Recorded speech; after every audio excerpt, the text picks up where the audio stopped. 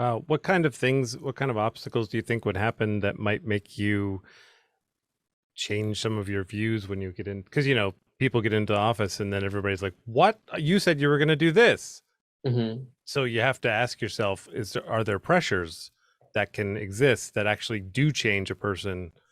Can you think of anything that might be able to be an obstacle that might be a threat to change your Hmm. views?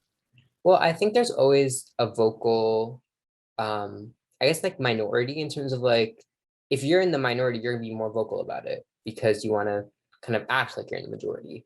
So I think it's tough for representatives to really gauge what their constituents' thoughts on specific issues are, just because if 90% of your constituents aren't active with you or your office and telling you, oh, I want you to vote for this or I don't want you to vote for this, then you're only listening to the 10% that's, super active and super engaged and is calling you and emailing you and writing you about these issues.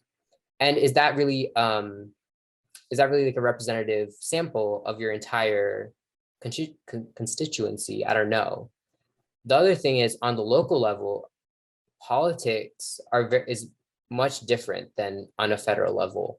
Like I know my politics on issues federally, but I'm not so sure I understand yet the intricacies of state level politics, of local politics. The other thing in my town is I'm like one of those people who like reads the agendas of like town council meetings and board of education meetings, and every single vote is unanimous. There's never anyone voting no, and there's never a discussion or a debate about anything either. So I wonder, is it because everything is so like, for example, the Board of Education, everything is recommended by the superintendent. So it's like, is the superintendent just that good? Or are we not, is there like something else going on where it's like everyone just kind of going with it because they either aren't interested in finding out something else about it, or they're just kind of taking the word of the superintendent? I don't know. Yeah, that's a good question. Yeah. Yeah. Yeah, I found it like because I have attended a couple city council like virtual meetings Hmm. where I live and I would read the agendas and there's so few. Like what's shocking is how few people are participating in these Yeah. Mhm. processes, and I'm like, this is the problem. And you're hearing from like the loudest people, and they are definitely not the people that were in that room were not representative, I felt like, of the demographic of people that I see walking Hmm. around in my neighborhood. So that Yeah. was interesting too. Yeah.